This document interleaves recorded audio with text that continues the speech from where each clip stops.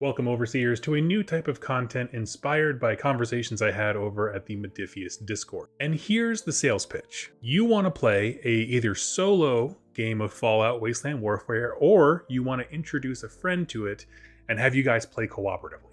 Something simple that you can bust out, you have all the rules ready, scenario planned, all that kind of stuff, and just get right to it. Something that makes setting up a game and demonstrating it and working with somebody easier. And we're going to jump exactly into that topic today, where essentially you, as the person who's more interested in the game, either again being solo or introducing someone, can take the role of a dungeon master and create a really cool experience. So this is a game night for Fallout Wasteland Warfare. Really quickly, I'm going to basically try and stick mostly to the miniatures you get in the starter set.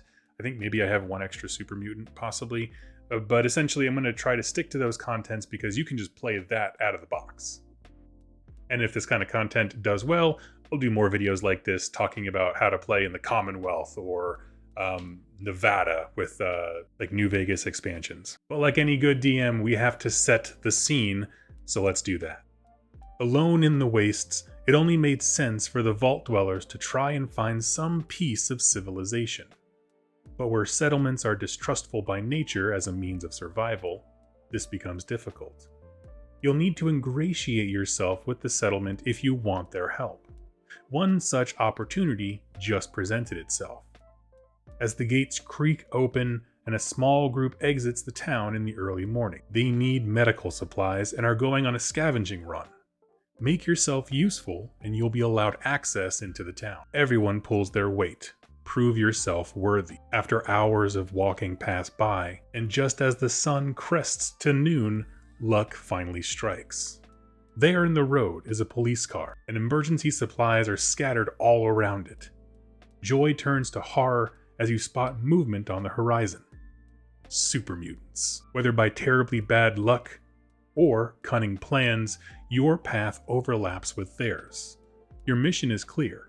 Get the medical supplies and survive the looming super mutant assault to bring them back to your town. So Overseers, this is going to be a small and simple game of Fallout Wasteland Warfare. 500 cap lists, that's the point system that they use.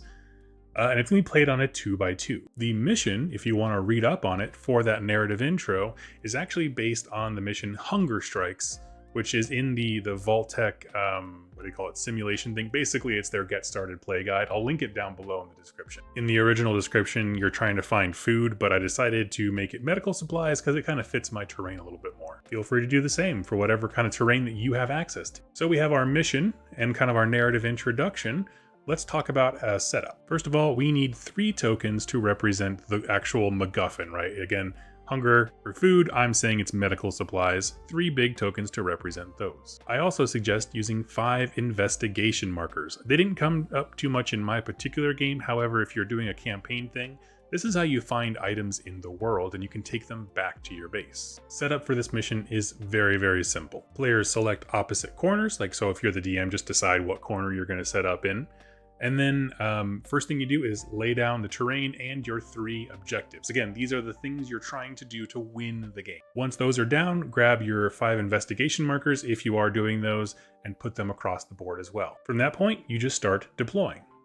Now you can have all of your forces in one corner, or what I like to do for my enemies, like if I'm demoing the game to other people, I will set up the super mutants in kind of like cinematic poses. So maybe some are over here, maybe the hounds are over here eating on a garbage pile or something like that, just to make it a little bit more fun. Now we have the stage for our story complete, right? The table is built, what we're looking for, and the adversaries and stuff like that. All of that is kind of figured out for us. Now we need to figure out who the actors on this stage are, meaning the armies. Now I'm going to be perfectly honest with you, these are not competitive lists. These are just kind of sticking to what comes in the box awkwardly. I put more thought into the experience of playing them versus them actually being good. And by that I mean this. Take a look here at the survivors list. This is 500 caps on the nose and features 6 models. One of them is the sole survivor, and also dog meat is there. There's a scavenger with kind of a cheap equipment. There's 2 kind of chump settlers, I'll call them. And then a 3rd settler who I put in raider power armor. And I gave them all an assortment of bolt weapons. The sole survivor has a hunting rifle, but basically just tried to keep their profiles simple and cheap. Now, my logic behind this has less to do with optimal gameplay and more that if you are giving a demo to someone and you're acting as the dungeon master, ask them, do you want to play as the power armor character or do you want the lone wanderer and dogmeat? And then you divide it into 2 groups. You have your power armor guy with a settler and scavenger, and then lone wanderer, dogmeat, and a chump with them. And so you can have these 2 teams if you're playing cooperatively in that fashion. And my logic here is just find something that appeals to the player. The lone wanderer and dogmeat is iconic. Power armor is iconic, right? Those are just things, and if one of them grips the person you're giving the demonstration to, go for that. I tried to keep it to 6 models because at that point you can break it into groups of 3 or 2, whatever you need to do. Moving over to the super mutants, I curated a list that was largely the same idea. This is not about optimal play, this is about giving a demo experience. There are some models here we recognize. Obviously the Aviator was one of my favorites. He comes in the starter set and is just all around a fantastic model. The mutant hounds don't really have any customization to them. All 3 of the super mutants are just in light armor with pipe rifles, and the brute has heavy armor and a sledgehammer. Now I'll be very clear. This super mutants list is kind of sad. If you took it to an event, you would be sad. The reason is the 3 basic super mutants have bolt weapons but no melee weapon. And so their greatest strength is kind of literally their strength stat, running in and punching, stuff like that. I kept them largely disarmed because I want this to be a teaching game. I don't want you to get shot off the board before a player has a chance to really try things. And so they're meant to be a little bit pillow-fisted. That said, they are not, I guess I could say, passive. Like if you're doing the DM route and you're using the AI actions, which I did a whole video about, you can go check that out below. If you're doing the AI actions, super mutants in general have a run forward and punch them in melee kind of thing. Like more of their results end up in them punching something in the face, which means they're very aggressive. So round 1, you're going to see the super mutants and the hounds are going to rush at you, most likely. And your player, the one that you're giving the demo to, will have the experience of being like, oh crap, because they are up in your face. But once they get there, they're kind of just, hitting with pool noodles and stuff like that.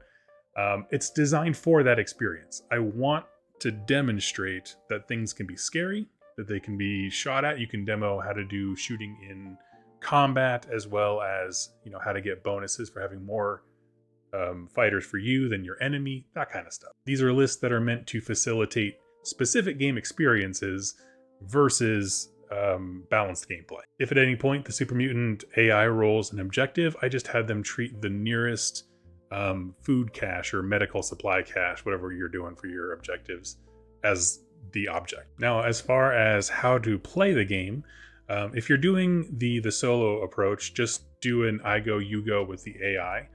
It works very simple. I did a whole battle report like that, and it works just fine. If you're doing this to give the game as a demo to someone or play a cooperative game, what I would do is have player A go, then the AI, player B, AI, player A, and just kind of bounce back and forth. That's not a hard rule. Communicate with the person you're giving the demo. If it looks like they want to do a cool thing where the lone survivor shoots somebody and then dogmeat pins him or something like that, make that happen. Whatever sounds fun, make that thing happen. And once everyone's gone, the round is over, you go to the next one. I talked about how to use the battle tracker as well in that AI demo. Again, link below. But just a few other tips for giving cooperative experiences or game demos, things I can tell you. When you go first, right, as the DM, I want you to say the actions you are doing out loud. Like, I activate the ghoul. The ghoul will then make a move action. He will then make a shoot action and that kind of stuff. Walk through how you're doing this so people can learn the mechanics of the game and what a turn looks like before they're kind of put on the spot to go. Celebrate successes and epic defeats, be dramatic about it. And I think if you had this box set ready to go, the lists kind of like maybe printed out or something, and you're just like on the spot, you could probably knock this out in maybe an hour and a half. I avoided using complex weapon effects or chems or stuff like that because they're not core game engine mechanics. They're kind of things that you can learn later on. So if you wanted to introduce those things, maybe have them find a chem in one of the investigation markers. As for me, I'm going to be hosting a game night whenever the new Fallout Prime Season 2 drops. I got the Hollywood Heroes box, and so I'm going to do a cooperative game with my wife where I take the ghoul, she takes Lucy, or vice versa, and we fight our way through a bunch of ghouls. Because that's the thing, this is a format, once you get comfortable with the mission and the setup, you can really just kind of let your mind go free to creating fun lists that are things that you would want to fight in the Wasteland. So it's the same format, you can just sub in new lists for the enemies, the AI, whatever. And of course, all of this can be done solo. Just to prove it for you, actually, when this video drops or shortly after, there's going to be a narrative battle report using these exact lists and walking through the entire thing as you could do it with a buddy. Basically putting all of this into action. My goal here with these videos is to make Fallout Wasteland Warfare much more approachable. It's a very dense rulebook, but once you kind of parse out the meat and potatoes of the basic actions, it becomes much simpler. Once you get comfortable with the basic rules that you'll learn kind of in these games, then you can start to learn new rules to splice in a little bit of fun, right? Using chems, different kinds of monster effects, maybe some special weapons that have critical effects, something like that. That way it doesn't seem so overwhelming all at once. Like I said, if you like this video where I kind of break down a scenario as well as setup guides and the forces I'm using, please let me know in the comments below. If you'd like to save some money on Modifius stuff, please consider using my affiliate link down below. It'll save you 10% and puts a tip in my tip jar at no cost. It lets both me and Modifius know that this is the kind of stuff you like to see. Regardless, thank you so much for watching and happy wargaming.